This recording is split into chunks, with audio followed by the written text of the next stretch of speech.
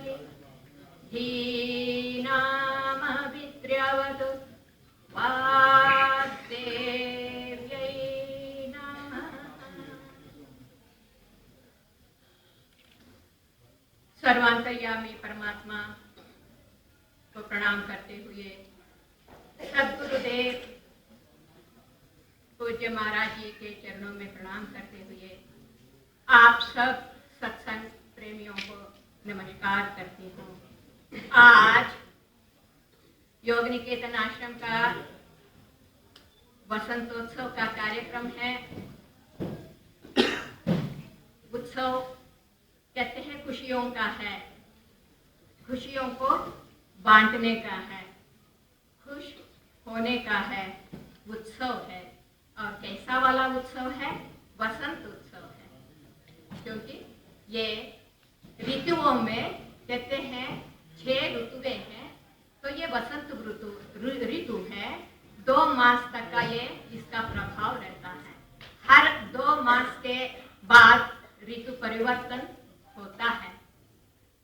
तो वसंत उत्सव का एक महत्व या वसंत का एक महत्व क्या हो सकता है कि इतने 6 ऋतुएं हैं। तो जब भगवत गीता के अंदर अर्जुन भगवान कृष्ण से पूछते हैं, हे भगवान, आप कहते हो कि मैंने इस योग विद्या को सूर्य को उपदेश दिया है, इक्ष्वाकु को उपदेश दिया है, और उसके बाद इस प्रकार से मैंने इतने ऐसे देवताओं को इस ब्रह्म विद्या का उपदेश दिया है। तो अर्जुन कहते हैं कि हे भगवान, आप और मैं मिलता जुलता समकालीन है, हम दोनों के जो उम्र है मिलता जुलता है। तो आप ये क्या कह रहे हैं कि आप इस विद्या को सूर्य को कैसे उपदेश दे सकते हैं? तो भगवान कृष्ण कहते हैं कि हे अर्जुन, ये जो जीवन है ये सिर्फ इसी जब शरीर हमें मिला है यहां से आरंभ हुआ है, ऐसा नहीं है, क्योंकि ये अनादि है, कई जन्म जन्मांतरों का है। तो उन सभी जन्मों का मुझे ज्ञान है और आप इन को भूल गए हो, इतना ही फर्क है। तो तब अर्जुन कहते हैं कि अगर आप ऐसा कहते हो तो आपकी क्या महत्व है, क्या महिमा है? आप कुछ तो मेरे को वर्णन कीजिए और आप अपना मुझे विश्वरूप का दर्शन कराइए, तभी तो मेरे को लगेगा कि मैं एक भगवान के आगे एक भक्त बन के बैठा हुआ हूँ। क्योंकि केवल ज्ञान से, वैराग्य से, उपासना से मनुष्य के आत्म तृप्ति नहीं होता है। तो मेरे को कुछ तो दर्शन भी करा दीजिए। तो तब भगवान कृष्ण कहते हैं, हे अर्जुन, तुम जिस विश्व रूप का दर्शन करना चाहते हो, इन स्थूल आंखों से तुम्हें दिखाई नहीं देता है। उसके लिए क्या चाहिए? सूक्ष्म नेत्र चाहिए, दिव्य नेत्र चाहिए, ज्ञान का नेत्र चाहिए। न तो माम शक्य से द्रष्टु मने नैव स्वचक्षुषा दिव्यं ददामि ते चक्षुः पश्य मे योगमैश्वर्यम। कहते हैं दिव्यम ददामि ते चक्षुः। हे अर्जुन, मैं तेरे को क्या दूं? दिव्यम ददामि ते चक्षुः, मैं तुम्हें वो दिव्य नेत्र को खोलता हूँ। मैं वो तुम्हारे अंदर जो बंद हुआ उस सूक्ष्म नेत्र को खोलता हूँ, जो जिस ज्ञान के ऊपर माया रूपी आवरण पड़ा है, उस आवरण को मैं हटाऊंगा। तो उसके जरिए, उस दिव्य नेत्र के जरिए तुम मेरे विश्व रूप को समझ सकते हो, दर्शन कर सकते हो, जान सकते हो। तो हमें क्या चाहिए? उस दिव्य नेत्र का खोलने का ऐसा महान अवतारी पुरुष, ऐसे महान व्यक्ति, ऐसे महान गुरु, ऐसे महान देवता की आवश्यकता है और हम सब भाग्यशाली हैं। महाराज जी जैसा महान गुरु, महान योगी बहुत कठिन से मिलते हैं। कहते हैं कि ये भाग्य से ही इन महापुरुषों का दर्शन, इन महापुरुषों का आशीर्वाद, उनके सत्संग का अवसर और उनके सन्निधि प्राप्त हो सकती है। और मैं समझती हूँ यहाँ पे जो जितने बैठे हैं 95% सब भक्तजन महाराज जी का दर्शन किए हैं, महाराज जी का सत्संग किए हैं और बहुत सारे ऐसे भी लोग हैं महाराज जी को परिवार के रूप में सेवा किए हैं और उनसे प्यार लिया है और उनसे प्रेरणाएं ली हैं, उनसे आशीर्वाद लिए हैं और अभी भी ले रहे हैं। तो मैं विश्वास करती हूँ कि वो गुरु हमें अज्ञान के अंधकार में रहने नहीं देते, इतना तो विश्वास है। भले ही शिष्य जो है जड़ है, लकड़ी जैसा है, काष्ठ है, पाषाण है, बहुत सारे दोषों से भरा हुआ है, मैं मानती हूँ, परंतु गुरु तो उन सबसे उठे हुए हैं, उन सबसे परे हैं, उन सबसे बहुत ऊंचे हैं। और यदि वे हमारे को कृपा करेंगे, हम पर हमें आशीर्वाद देंगे, हमें अपने हृदय के अंदर वो बैठ करके यदि हमारे अज्ञान को, माया को हटाएंगे, तो मुझे विश्वास है वो जो ज्ञान नेत्र है, वो जो दिव्य नेत्र है, क्योंकि कहीं बाहर से नहीं आता है, तो हमारे अंदर, और वो ज्ञान नेत्र खुलने में ज्यादा समय नहीं लगता। जैसे हम सोए हुए हैं, आंखें बंद है, दिखाई कुछ नहीं दे रहा है, जैसे ही जागेंगे, जैसे ही आंख खोलेंगे, बाहर का सब कुछ दिखने लग जाएगा, क्योंकि ये स्थूल नेत्र है और बाहर के पदार्थों को दिखाई देता है।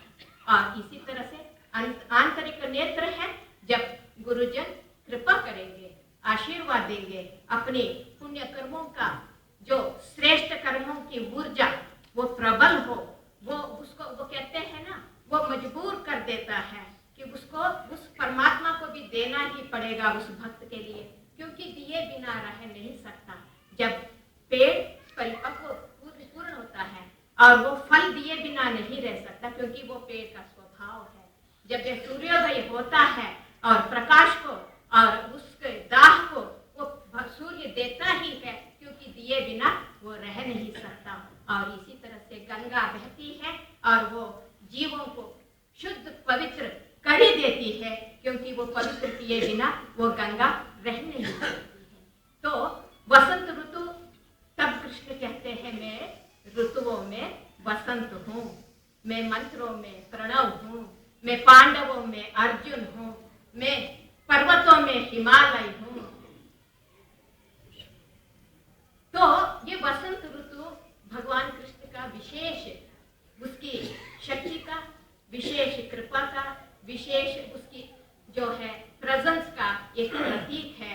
तो आज हम सब इस वसंत उत्सव को उस गुरुदेव के सन्निधि में बैठ करके हम सब यज्ञ के द्वारा, मंत्र उच्चारणों के द्वारा हमने आरंभ किया है और सत्संग की गंगा में हम बहते गए और भजन कीर्तन और सुनने का मौका मिला हमको। और हमारे अंदर के जो काम, क्रोध, लोभ, मोह, मद, मत्सर, यही तो चीजें हैं जो हमको पीछे खींचता है। यही अभी तो काचरू जी बहुत अच्छा सा, उनके लिए माइक की कोई जरूरत नहीं है और उनके लिए कोई सिस्टम वगैरह की जरूरत नहीं है, वो क्योंकि स्वयं सिस्टम है, वो स्वयं माइक है, वो बोलेंगे तो कभी ऐसा नहीं है कि हमारे को सुनाई नहीं पड़ा है। मैं समझती हूँ कोई ऐसा भक्तजन नहीं है कि किसी को काचरू जी का भजन सुनाई ना पड़ा। तो ये दिल की बातें होती है, ये दिल की विद्याएं हैं। महाराज जी कहा करते थे, देखो मेरी तो जंगलों की विद्या है, शहरों की विद्या नहीं है। जब दिल्ली में आश्रम बनाने की बात थी, आप सब जानते हैं, और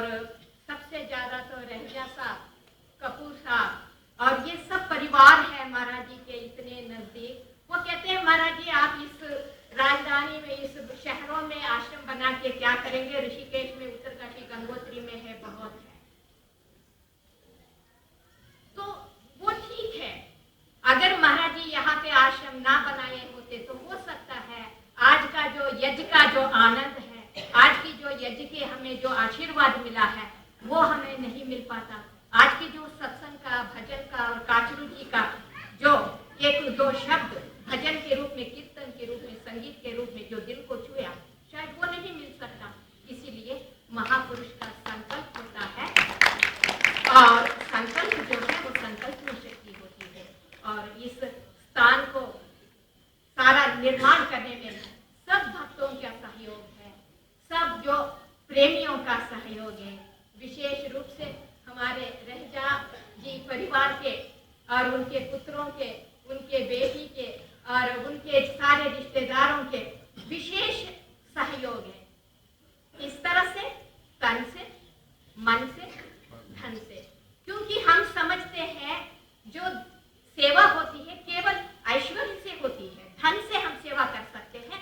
यदि धन से हम कमजोर हैं तो सेवा नहीं हो सकती है, ऐसी भावना नहीं है।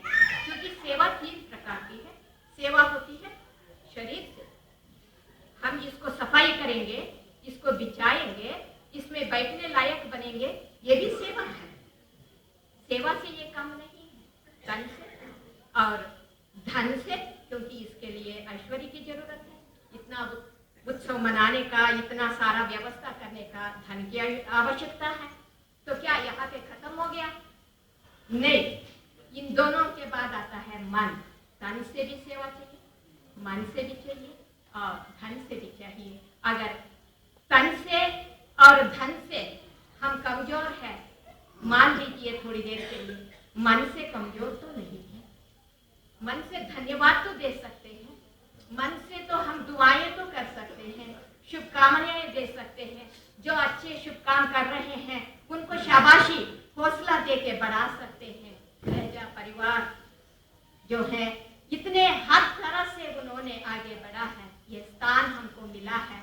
क्योंकि सबका यही था, आज का जो मौसम विभाग का था कि बारिश होने का है और काफी मौसम खराब होने का है। यदि बैठने का स्थान ना होता, हो सकता है व्यवस्था करने वाले वो प्रोग्राम को पोस्टपोन करते। तो लेकिन परमात्मा कहता है जरूरत नहीं है, मैं हूं ना, मैं बैठा हुआ है। जब वो स्वयं बैठे हुए हैं, हाँ मैं मानती हूँ महाराज जी का स्थूल शरीर आज हमारे बीच में नहीं है, परंतु उनका सूक्ष्म शरीर, उनका कारण शरीर, उनके आत्मबल, उनका आत्मा का जो तप, वो कहते हैं या आत्मदा बलदा यस्य विश्व विभासते। हे परमात्मा, मेरी आत्मा को शक्तिशाली बनाओ।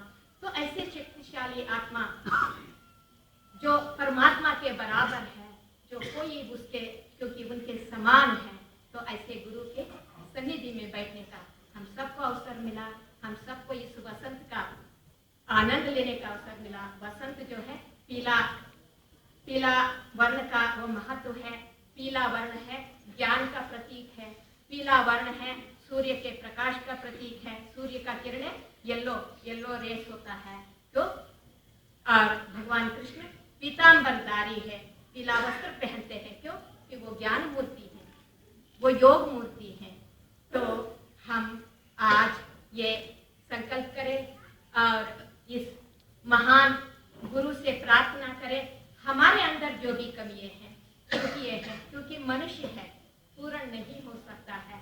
जितना भी कोशिश करें कहीं ना कहीं कमी रह जाती है। तो यदि हम कमियों को ही देखते जाएंगे तो हम कभी आगे नहीं बढ़ सकेंगे। तो हम अपने, क्योंकि एक गिलास में पानी भरा है, आधा ही भरा है, तो हम अगर आधा खाली है तो वो जो आधा भरा हुआ का आनंद नहीं ले पाएंगे। यदि हम सोचेंगे कि आधा भरा है, विश्वास करेंगे कि पूरा भर जाएगा, तो हम चले हैं, 10 कदम रखे हैं, तो पता नहीं आगे जितना भी कदम होगा, जो भी जीवन होगा, हमें प्राप्त होएगा। और ऐसे गुरु की सन्निधि में सत्संग सुनने का, भजन सुनने का और उस परमात्मा के साथ योग कर्मसु कौशलम, वो हमारी कर्म में कुशलता लाने का, उस योग क्या होता है, समत्वम योग उच्यते, जाने का हमें अवसर मिले और हमें गुरुजन आशीर्वाद दे, हमारे दोषों को ना देते, हमारे कमियों को ना देते, क्योंकि भक्त भगवान से यही मांगता है, हे भगवान तुम कहोगे मेरा भक्त में ये दोष है तो मैं जाऊं कहाँ, दोष मेरे में है, तुम मुझे निर्दोष बनाओ, क्योंकि तुम अगोचर हो। अगोचर किसको कहते हैं? गोचर कहते हैं गो, गो कहते हैं इंद्रियों को, गो कहते हैं इंद्रियों को, गोचर मतलब इंद्रियों को जो जो समझ में आ जाए, इंद्रियों के जरिए जो जो हमें महसूस हो वो सब क्या होता है? गोचर है। और परमात्मा क्या है? अगोचर। वो उस इंद्रियों से वो परे है, उस इंद्रियातीत उस परमात्मा को इसीलिए किससे वर्णन किए? अणोरणीयान महतो महीयान आत्मा गुहायाम निहितो से जंतो तबाकृत पश्यति नान्तरात्मा। तो वो अणुओं से भी अणु है, महान से भी महान है, वो छोटा भी है, बड़ा भी है, वो स्थिर भी है, वो चलता भी है। तो क्यों कि हम अपनी छोटी बुद्धि से उस ईश्वर को नापतोल करना चाहते हैं, परंतु वो उन नापतोल से वो क्योंकि परे है, वो तुलना से परे हैं। तो आइए आज संकल्प करेंगे इस वसंत पर, इस पीला वस्त्र का, इस पीला दिन का, इस पीला पर्व का, इस ज्ञान का पर्व का, इसीलिए कहते हैं इसको आज सरस्वती पूजा के रूप में वसंत की पंचमी मनाई जाती है। सरस्वती ज्ञान की अधिष्ठात्री देवी है, ज्ञान की देवी है। तो उस ज्ञान की देवी से प्रार्थना करें कि वो हमारे ज्ञान को निर्मल करे, शुद्ध करे, पवित्र करे, ऊंचा करे और छोटी छोटी बातों से हम उठ करके बहुत आगे निकलने के लिए हमें शक्ति दे और हमें भक्ति दे और हमें जीवन में हर तरह से रोशनी दे। और ऐसा जो अवसर है हमें कभी जो है चूके ना, और ऐसा अवसर बार बार मिलता रहे। गुरुदेव हम पर अपनी कृपा दृष्टि बनाए रखे, हमारे अवगुणों को दूर करते हुए, हमारी कमियों को दूर करते हुए, हमारी त्रुटियों को दूर करते हुए वो हमें उस अगोचर की तरफ, उस अगोचर से मिलाए, उस परमात्मा से हमें एक करे और उससे हमें उस आनंद की प्राप्ति का लाभ हो जिससे कि जिसके लिए ये शरीर मिला है। क्योंकि ऐसे तो शरीर मिला नहीं है, कोई तो कारण है, कोई तो लक्ष्य है। तो इसीलिए महाराज जी का उद्घोष हमेशा रहा है, अयंतु परमो धर्मः यद् योगे आत्मदर्शनम। आत्मा का दर्शन, परमात्मा का दर्शन मानव जीवन का महान लक्ष्य है। तो हम अपने लक्ष्य को दृढ़ बनाए, उस लक्ष्य की तरफ हमेशा सुबह उठ के प्रभु से प्रार्थना करें, हे भगवान हमें अपने लक्ष्य से हटाओ मत, हमें हमारा एक एक श्वास, एक एक कदम, एक एक विचार, एक एक हमारा लम्हा उस लक्ष्य की तरफ ले चलने जैसा हो। हे प्रभु आप हमें ज्ञान दो, भक्ति दो, शक्ति दो और हमें वैराग्य दो, जिससे कि हम इन सब अवगुणों से ऊपर उठ करके आप में एक हो सके। आज के इस वसंत पर्व पर यही भावनाएं करते हुए, यही भगवान से गुरुदेव से प्रार्थना करते हुए, इन्हीं थोड़े दो शब्द बात करने का जो अवसर मिला है, मैं आप सब के लिए धन्यवाद, साधुवाद और शुभकामनाएं और वसंत उत्सव पर ढेर सारे जो है मंगल कामनाएं करते हुए अभी मैं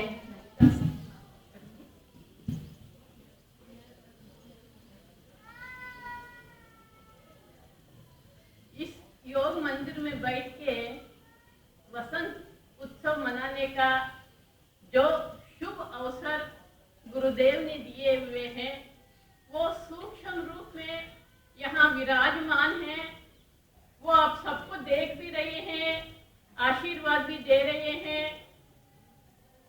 कितना गुरुदेव ने सूक्ष्म रूप में बैठ के ज्ञान का गंगा बहा दिए हैं। हम आशा करते हैं ये सिर्फ कानून तक गया नहीं है, आज अंतःकरण के अंदर आत्मा तक उतर के आपके चित्त के अंदर अणुओं के रूप में, बीज के रूप में वो स्थिर किए हुए हैं। आप जब भी आंख बंद करके ध्यान समाधि लगाएंगे, स्थूल रूप में स्थूल आंखों से वो दिख नहीं पाएंगे। हम चाहते हैं इस स्थूल आंख से उनका दर्शन हमको हो, लेकिन उसमें जो आनंद मिलता है, स्थूल आंखों से जो हमको देखने में जो आनंद मिलता है, उससे हजारों गुना आनंद जो है सूक्ष्म आंखों से समाधि की अवस्था में जो हमको साक्षात्कार होता है, जो दर्शन होता है, उसमें जो आत्मा की जो अनुभूति है, आत्मा की जो सुकून है, आत्मा की जो शक्ति है, आत्मा को कहते हैं ना, एक बार परमात्मा को प्राप्त कर लिया, उसकी आनंद को हमने पा लिया, उसके आगे तो कुछ है ही नहीं है। ये तो भौतिक आनंद, भौतिक सुख, ये तो बहुत मामूली चीज है।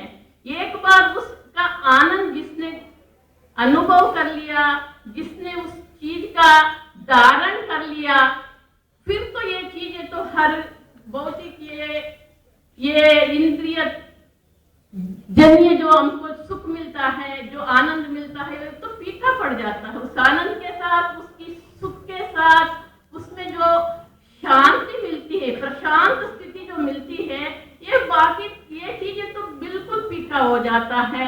हम पूज्य गुरुदेव से यही प्रार्थना करते हैं, ये इस योग मंदिर में बैठ के जो भी साधना करेंगे, ध्यान लगाएंगे, स्वयं पूज्य गुरुदेव आपके मन को स्थिर करेंगे, उन अंतःकरण के अंदर जो छिपा हुआ परमात्मा के साथ वो मिलाएंगे। लेकिन हमको बैठने के लिए अपने को थोड़ा सा समय निकालना पड़ेगा, थोड़ा सा वक्त देना पड़ेगा। 24 घंटा है, 24 घंटे में हमारे पास 10-15 मिनट भी हम देख रहे हैं। 4 महीने से हम यहाँ बैठे हैं, किसी के मन में आया नहीं है यहाँ बैठ के हम समाधि लगा सके, हम ध्यान कर सके। व्यस्त जीवन जरूर है, लेकिन कितना तो टाइम निकाल सकते हैं। बाहर से ही नमस्ते करके चले जाते हैं, दीदी जी हमको आशीर्वाद दे दो, हमको समाधि ऐसे चलते चलते लगवा दो, हमारे पास टाइम नहीं है। वो भी लग जाएगा, वो स्थिति भी आएगी। पहले बैठ के करने का एक अनुभूति भी तो करनी चाहिए ना। बस पूज्य गुरुदेव से यही इस वसंत उत्सव पर यही प्रेरणा उनको लेके जाइए। कम से कम 10 मिनट 15 मिनट घर में बैठ के, ये समय मेरा भगवान के साथ का है, उसका मिलन का टाइम है, उसके साथ वार्तालाप करने का समय है। आज तक किसी ने ये नहीं बताया हमारे पास भगवान के साथ हम मिलते हैं, उसके लिए हमने कोई समय रखा हुआ है। ऑफिस में जाने के लिए, फैक्ट्रियों में जाने के लिए, बाकी हर कामों के लिए हमारे पास टाइम है। भगवान के साथ वार्तालाप करने के लिए कम से कम उसने इतना सब कुछ जो दिया हुआ है उसको धन्यवाद कर सके, उसके साथ हम अपनी मन की तारों को जोड़ सके। बस पूज्य गुरुदेव से यही प्रार्थना करते हैं। हमको पता है आप सब गृहस्थी लोग हैं, गृहस्थ आश्रम का बहुत सारा आप लोगों के ऊपर जिम्मेदारी है। हम ये नहीं कह रहे हैं जिम्मेदारी को छोड़ के, अपना बिजनेस को छोड़ के, अपनी कर्तव्यों को छोड़ के इस तरफ लगने के लिए नहीं कह रहे हैं। 24 घंटे में प्रभु ने इतना कुछ दिया हुआ है, हम तो गिनती नहीं कर सकते हैं, हमको तो हम सोच भी नहीं सकते हैं हमको उसने क्या दिया। हमें ये भी नहीं पता हमारे पास क्या है, हमें पता ही नहीं है, क्योंकि कभी अंदर जाके अंदर जानने के लिए हमारे पास टाइम ही नहीं है। शांति आनंद तो हमारे अंदर ही है, हम उसको बाहर ढूंढते हैं। हमको बाहर मिलेगा, बाहर भी मिलेगा, लेकिन बटन के साथ मिलेगा। अगर आंख बंद करके 5 मिनट उसके साथ आप मिलेंगे तो 24 घंटे का जो खुराक है, 24 घंटे का जो एनर्जी है, 24 घंटे का जो शक्ति है, 24 घंटे आपको काम करने के लिए बहुत कुछ मिलेगा। हम पूज्य गुरुदेव से प्रार्थना करते हैं इस हाल में बैठ के आप लोगों को पूजा करने का, ध्यान करने का, समाधि लगाने का, इतना मेहनत करके, इतना पैसा खर्च करके बनाया किस बात के लिए है?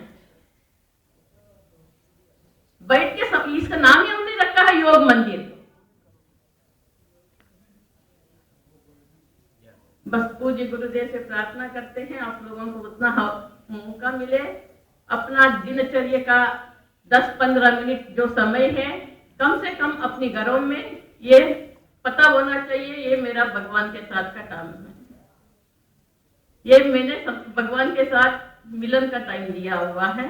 तो आपको सब कुछ मिलेगा, उनकी कृपा दया आशीर्वाद सदा मिलता रहेगा। आप पूजा करने से मिलता है, करने से नहीं मिलता, ऐसी कोई बात नहीं है, उनके लिए तो कोई बात नहीं है। आप करें वो अपने लिए है, ना करे अपने लिए है। वो उन चीजों से ना खुश होने वाले हैं ना नाराज होने वाले, भगवान तो नहीं है कम से कम। तो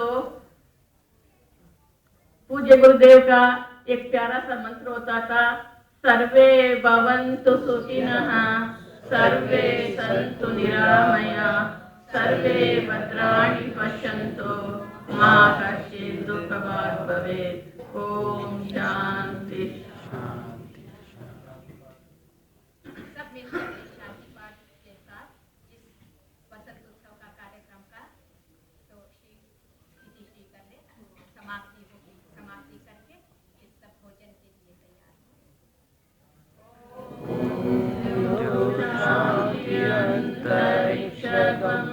शांति पृथ्वी शांति आकाश शांति रोषधया शांति वनस्पतयः शांति विश्वे देवा शांति ब्रह्म शांति सर्वजन शांति शांतिरेव शांति सामा शांतिरेधि। ओम शांति शांति शांति। सद्गुरुदेव महाराज की